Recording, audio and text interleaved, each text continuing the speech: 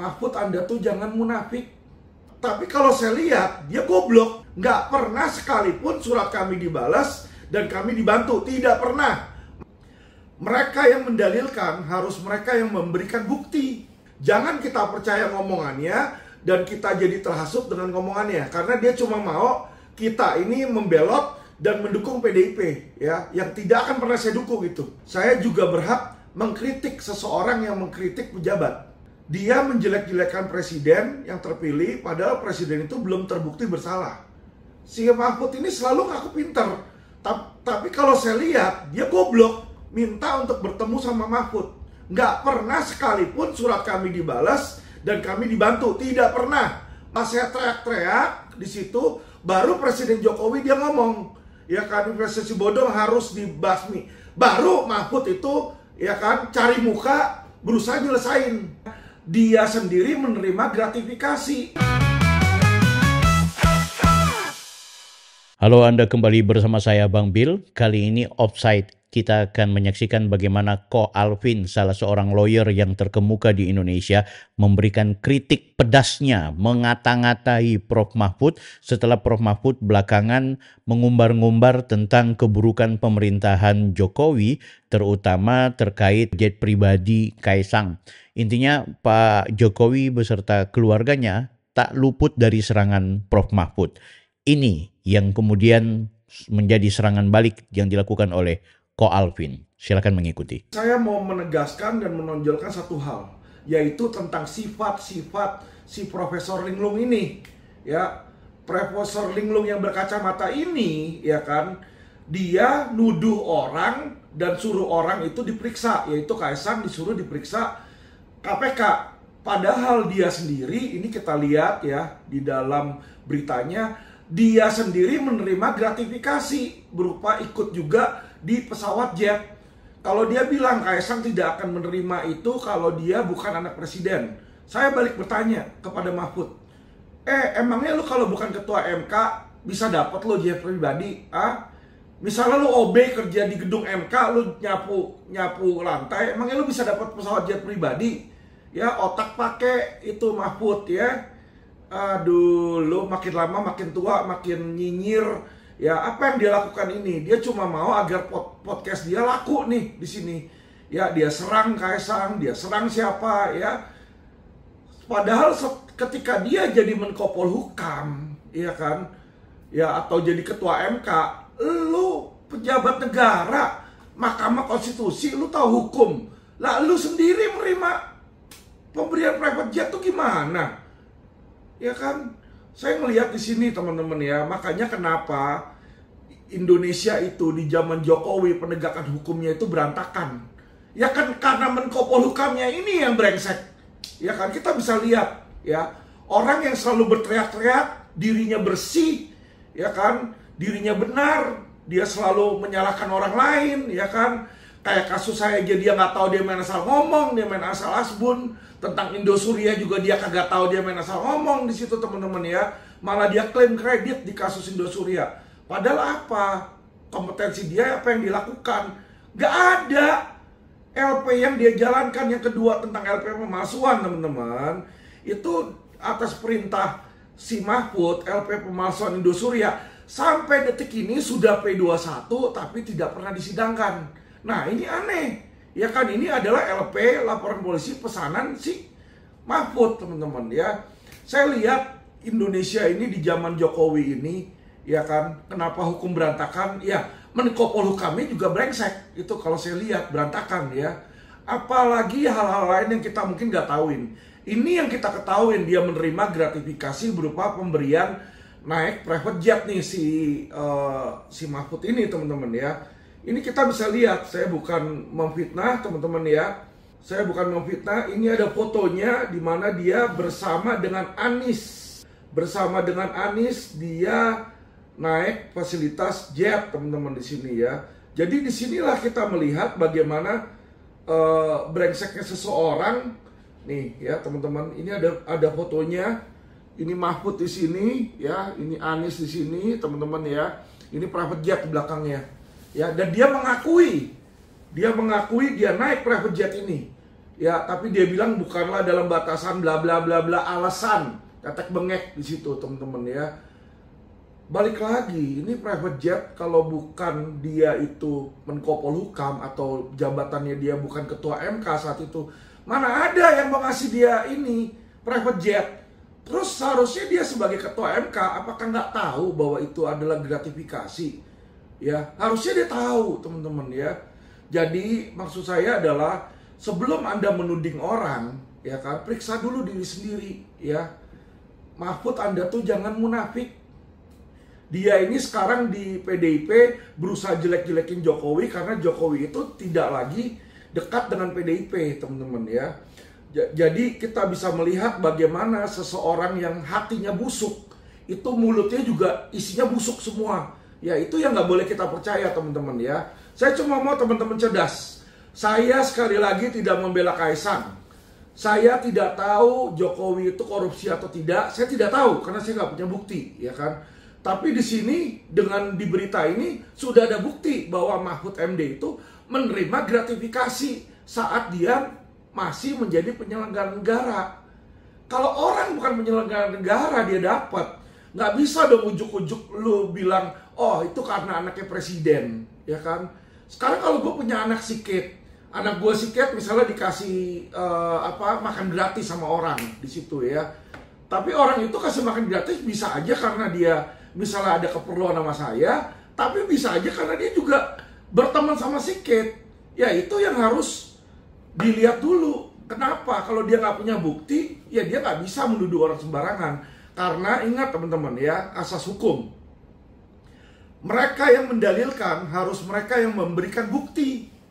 Ya, jadi kalau Jokowi, si Mahfud mau menuduh Kaisang, Mahfud itu harus memberikan bukti. Siapa yang memberikan dan mengapa dia memberikan, ya nggak bisa asumsi, teman-teman ya. Jadi ini saya lihat bagaimana sikap dan sifat dari Profesor Linglung ini, teman-teman ya, yang hatinya menurut saya busuk ya. Ini opini saya, opini hukum saya, karena apa, sebagai warga negara saya juga berhak mengkritik seseorang yang mengkritik pejabat ya. Saya juga berhak mengkritik orang yang mengkritik pejabat. Karena kenapa? Saya melihat orang yang mengkritik ini adalah orang yang justru munafik, teman-teman ya. Dia menjelek-jelekan presiden yang terpilih padahal presiden itu belum terbukti bersalah. Ya, kecuali kalau dia bisa membuktikan bahwa Presiden Jokowi ini terlibat atau Presiden Jokowi menerima atau meminta, ya itu baru. Kalau belum ada seperti ini bisa aja Kaisang itu punya bisnis ya kan, dan teman bisnisnya ngasih. Kita nggak tahu. Ya, jadi nggak bisa semena-mena orang yang bukan pejabat negara tuh suruh periksa. Ya kayak contoh misalnya saya dikasih naik mobil dinas, ya kan? Terus tiba-tiba ujuk-ujuk saya dibilang menerima gratifikasi, ya karena menerima jemputan mobil dinas tersebut. Ya nggak bisa seperti itu. Kenapa saya bilang? Bisa aja saya diundang dalam kapasitas undangan resmi oleh si pejabat negara. Ya otomatis normal kalau saya diundang, saya datang dari luar kota karena saya nggak tahu kota itu bagaimana ya. Jadi hal-hal seperti ini, teman-teman ya, saya melihat bagaimana mulut busuk seseorang ini baru kelihatan ya, otaknya ngakunya pintar. Si Mahfud ini selalu ngaku pintar, tapi kalau saya lihat dia goblok. Kenapa saya bilang dia goblok? Ya lu ngapain ngata-ngatain orang terima private jet kalau lu sendiri juga terima? Bahkan dia nerima ketika dia masih menjadi pejabat loh. Itu yang paling parah. Ya. Dan kedua yang saya sesali adalah ini orang yang dipercaya Jokowi loh. Jadi Menko Polhukam. Menko Polhukam itu orang ketiga loh, ya. Di dalam kementerian itu berkuasa loh dia loh. Ya. Diberikan oleh Presiden Jokowi kekuasaan, tapi ternyata inilah orang yang bisa nusuk orang dari belakang. Makanya kenapa penegakan hukum itu selalu nggak jalan. Ya karena berkali-kali kami ini lawyer dan klien-klien saya yang terkena investasi bodong minta untuk bertemu sama Mahfud. Nggak pernah sekalipun surat kami dibalas dan kami dibantu. Tidak pernah. Mahfud tidak pernah membantu masyarakat. Saya kasih tahu aja. Ya nggak pernah dia bantu masyarakat. Yang bantu itu setelah saya teriak-teriak di situ, baru Presiden Jokowi dia ngomong, ya kan, investasi bodong harus dibasmi. Baru Mahfud itu, ya kan, cari muka, berusaha nyelesain. Ya, jadi teman-teman, ini orang yang seperti ini, teman-teman, adalah orang yang munafik dan orang yang cuma cari pansos. Kenapa dia seperti ini? Dia tahu Jokowi ini sudah mau lengser. Ya, dia tahu Jokowi sudah mau lengser. Makanya dia serang, karena dia tahu Jokowi nggak bakal bisa balas dan nggak bisa melakukan apa-apa terhadap dia, ya. Tapi bukan berarti saya membantu Jokowi atau membantu Kaisang, tidak. Ya, tapi saya melihat bagaimana busuknya orang ini. Jangan kita percaya ngomongannya dan kita jadi terhasut dengan ngomongannya, karena dia cuma mau kita ini membelot dan mendukung PDIP, ya, yang tidak akan pernah saya dukung gitu.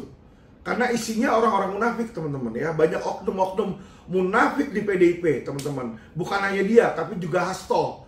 Hasto pun ngomong yang sama, nyerang-nyerang Kaisang apa semua segala macam. Saya nggak pernah ngelihat Hasto itu nyerang Jokowi ketika Megawati sama Jokowi masih baikan. Nggak pernah saya lihat. Berarti apa? Berarti mereka berdua ini adalah penjilat, teman-teman, ya. Mereka mau jilat ke Megawati sehingga dipikir bahwa mereka adalah loyalisnya PDIP. Padahal mereka adalah pengkhianat bangsa. Karena apa? Mereka lebih mementingkan kepentingan partai dan kepentingan pribadi mereka daripada kepentingan bangsa. Ya, kalau Indonesia ribut, politiknya panas, ya kan, mereka senang karena rakyat jadi membenci Jokowi dan pro terhadap mereka nih, seolah-olah seperti itu, ya. Jangan, teman-teman. Ada orang yang benar-benar membela masyarakat, ya. Ada orang yang cuma mau menghasut. Dalam hal ini saya tidak membela Jokowi dan tidak membela Kaisang, tapi saya tidak mau masyarakat terhasut oleh mulut busuk dan mulut kotor dari seorang Profesor Linglung, teman-teman, ya. Itu profesor kayak gituan gak usah diinin aja, dia udah dibuang itu. Sama Jokowi udah dibuang, makanya udah gak jadi Menko Polhukam lagi, teman-teman, ya. Dan dia juga tidak terpilih menjadi cawapres, teman-teman. Saya sudah bilang sama Ganjar, ya, saya sudah bilang sama Ganjar, ya, apalagi ketika Ganjar pasangan sama Menko Polhukam itu, sama Mahfud, wah, udah kelihatan itu, ya kan, gak bakal menang yang kayak begitu, teman-teman, ya.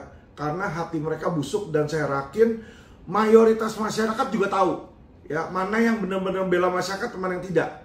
Ya, kalau mau tahu tentang Mahfud, boleh tanya ke seluruh korban investasi bodong. Ada nggak yang surat mereka dibalas oleh Mahfud? Nggak ada. Malah Mahfud terimanya siapa? Petisi 100 diterima untuk supaya cara menggulingkan pemerintahan. Nah, dari situ aja kita sudah melihat, teman-teman, ya, bagaimana negara ini bobrok, ya. Karena orang-orang yang ditempatkan dalam penegakan hukum itu adalah orang-orang bobrok, oknum-oknum, teman-teman. Makanya Indonesia nggak pernah maju, itu yang saya lihat, ya. Beda sama China. Saya ada di China saat ini, ya, teman-teman. Saya berbicara dari China, ya.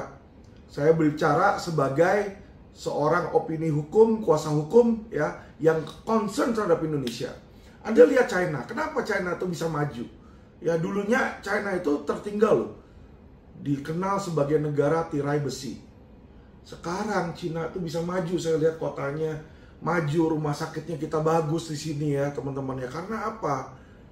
Karena, teman-teman, mereka itu sangat tegas menindak para koruptor. Koruptor, korupsi langsung di sini jebret, bunuh, hukum mati. Ya, miskinkan, keluarganya dimiskinkan. Jadi orang tuh takut untuk korupsi. Kalau di Indonesia kemarin korupsi timah, ya, si siapa tuh, Tamron atau Tamon, ya, itu baru divonis sama pengadilan cuma 3 tahun. Korupsi ratusan triliun, vonis 3 tahun. Alvin Lim dibilang masukin KTP, tuntutan 6 tahun. Ya kan, jaksa kan kayak begitu, ya. Ngerti, teman-teman? Ngerti kan? Inilah makanya kenapa Indonesia tuh bobrok. Saya bukan yang menjelekkan negara saya. Saya mengkritik negara saya karena saya sayang dan cinta pada negara saya, Indonesia. Tapi, sorry, teman-teman, sudah sangat jauh perbandingan antara Indonesia sama China. Ya, saya datang ke negara Cina, di sini saya kaget betapa majunya mereka, teman-teman. Ya, saya di rumah sakit di Indonesia, bolak-balik masuk rumah sakit, ketemu puluhan dokter. Saya batuk-batuk, wak, wak, wak, wak, wak, wak. Tiap kali saya podcast saya batuk-batuk, teman-teman mungkin tahu. Ya kan? Saya cek ke dokter paru A, cek ke dokter paru B, jawaban mereka sama. Oh, paru-paru Anda cuma tergenang air karena ginjal katanya. Oke, obatnya apa? Oh, ya harus cuci darah doang gitu.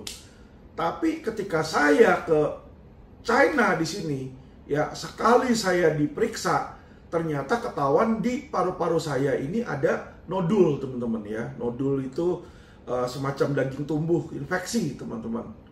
Ya, semacam infeksi di situ. Nah, ternyata dari situ dokternya kasih saya obat. Ya, antibiotik dan obat-obat lain lah di situ.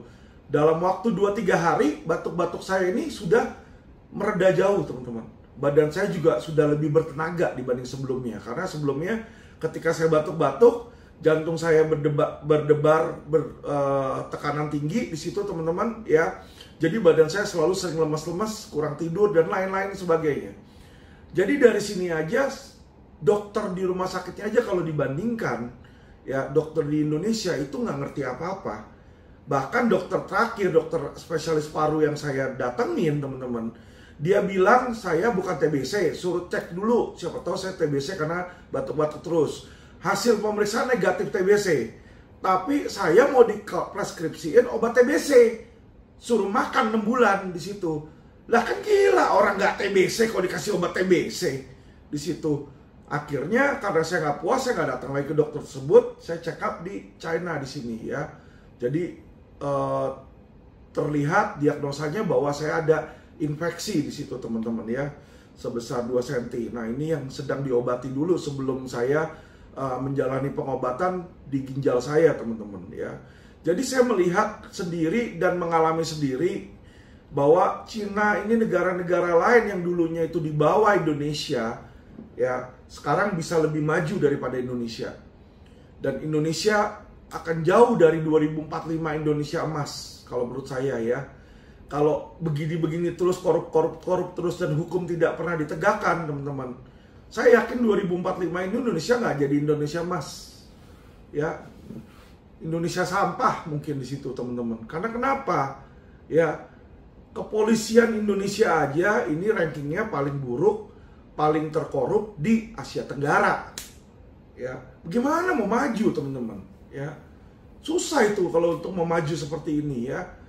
Yang ada juga sekarang pribuminya saling tusuk-tusukan. Ya toh, kalau dikasih jabatan baru dia muji-muji. Itu kayak si Mahfud tuh. Mahfud dikasih jabatan Menko Polhukam baru saat itu dia dukung Jokowi ya. Ketika dikeluarin dari Menko Polhukam, mulutnya jelek-jelekin, cut. Gunanya apa? Itu gunanya sama kayak Korea Utara sama Korea Selatan, teman-teman. Korea Utara itu selalu ngancem mau nuklir. Untuk supaya apa? Supaya mendapatkan perlakuan khusus, mendapatkan bantuan khusus ya, untuk kasarnya ngomong tutup mulut. Nah, hal yang sama saya rasa dipergunakan oleh Mahfud. Ya, dia punya podcast, dia pengen podcastnya itu supaya tutup mulut, akhirnya dijelek-jelekin. Ya, dengan tujuan mungkin agar dia dibeli podcastnya tersebut ya, teman-teman ya. Kita nggak tahu maksud buruk apa yang si Mahfud ini punyain. Karena dia sebagai penyelenggara negara dulunya, ketika masih sama Jokowi, ya kan, kok nggak pernah mengkritik Jokowi, ya kan? Dia yang tahu dan dia yang melakukan penegakan hukum. Kenapa kok dia nggak mempanis orang-orang yang melakukan hal tersebut? Dan kalau dia yang menerima gratifikasi, kok dia nggak ngaku ke KPK? Ya teman-teman, jadi inilah bukti bahwa Mahfud itu adalah seorang yang munafik dan tidak taat hukum, ya. Dan saya keberatan kalau dia itu mau mencoba merusak negara ini dengan podcast-podcast dia yang menghina presiden dan berusaha merusak persatuan bangsa, teman-teman ya. Karena sampai bulan Oktober tahun ini Jokowi masih sebagai presiden. Ya kan, kalau nanti memang dia ada buktinya melakukan korupsi, segera seret. Saya setuju di situ. Ya, tapi kalau tidak ada, nggak usah gembar-gembor bikin gaduh negara ini. Ya, kita ini sudah pintar Pak Mahfud. Ya, lu nggak usah goblok-goblokin kita. Kita tahu lu yang terima gratifikasi jet, kok lu nuduh orang lain di situ. Kalau lu mau dia diperiksa, lu dulu diperiksa sama KPK dong, lu ngaku dong sana ke KPK. Ya kan? Orang munafik kayak begitu kok. Ya. Oke teman-teman. Jadi teman-teman, biar ini menjadi pelajaran bagi kita, ya, jangan banyak percaya sama Mahfud MD di situ. Saya kasih tahu teman-teman. Jangan banyak percaya. Saya 3 tahun jadi kuasa hukum investasi bodong. Setiap kali suratin ke dia, ke Menko Polhukam, sekalipun nggak pernah dibalas. Dan bukan cuma saya teman-teman, ya, banyak teman-teman saya lainnya di situ, lawyer-lawyer lainnya yang selalu menyurati dia pun tidak pernah dibalas teman-teman, ya. Dia tuh nggak peduli sama masyarakat, pedulinya cuma sama diri dia sendiri, dan dia nanganin kasus, bantu kalau bisa membuat dia sukses dan pansos teman-teman. Kalau enggak dia cuekin di situ, ya. Makanya kenapa kalau dia nunggu viral dulu, kalau viral baru dibantu. Atau kalau Presiden Jokowi udah bicara, ya basmi investasi bodong, baru dia turun tangan. Kalau enggak, dia tidak akan turun tangan teman-teman, ya. Jadi kalau saya bilang sama aja itu orang makan gaji buta, ya. Dan saya sangat sayangkan Presiden Jokowi, ya, presiden-presiden kita ini banyak memilih, ya, pejabat bukan karena kemampuan otaknya, bukan karena kemampuan kinerjanya, tetapi karena kepentingan partai. Jadi Mahfud ini dipilih sama Presiden Jokowi karena dia orang PDIP, ya, untuk dikasih kursi-kursi PDIP. Sama seperti Yasona Lawli. Yasona Lawli itu ngerti apa? Profesor apa itu? Ya, nggak ngerti apa-apa dia. Lihat aja itu rutan, semua, ya kan, banyak itu korupsi di sana. Dia Menteri Hukum dan HAM loh. Ya, apa pernah dia negakin hukum di rutan? Tidak pernah di situ. Bukan cuma rutan, imigrasi itu.